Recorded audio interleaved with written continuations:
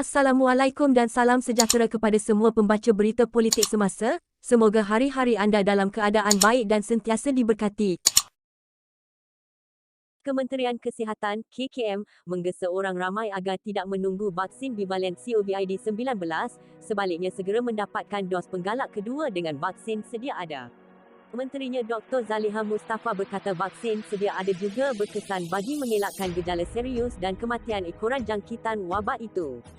KKM menggesa orang ramai yang telah menerima dos penggalak pertama yang melebihi tempoh 6 bulan agar mendapatkan dos penggalak kedua serta tidak menunggu vaksin bivalen. Ini kerana vaksin monovalen sedia ada masih sangat berkesan untuk mengurangkan gejala serius dan kes kematian, katanya dalam kenyataan hari ini. Pada masa sama, dia berkata vaksin bivalen juga akan dibekalkan kepada Malaysia tidak lama lagi berikutan kelulusan pendaftaran bersyarat yang diberikan pihak berkuasa kawalan dadah DCA baru-baru ini.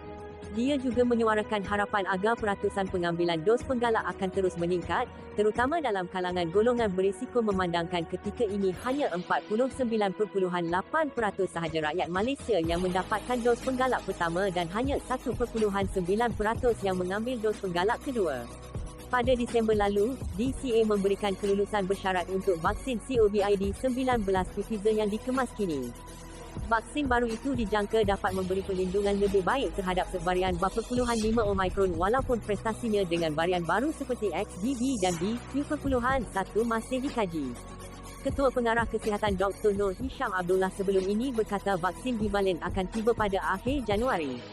Buat masa ini, vaksin bivalen Pfizer hanya akan tersedia kepada mereka yang sebelum ini menerima vaksin COVID-19 Pfizer, Moderna, AstraZeneca atau CanSino. Vaksin bivalen baru ini menjadi perhatian di tengah kebimbangan ramai terhadap keputusan China untuk melonggarkan protokol COVID-19 dan membuka sempadannya. Setakat ini, kesan daripada langkah-langkah ini secara rasminya adalah rendah. Namun pelbagai laporan berita mendakwa hospital dan bilik mayat penuh sesak sebaik China membatalkan sekatannya yang ketat sebelum ini.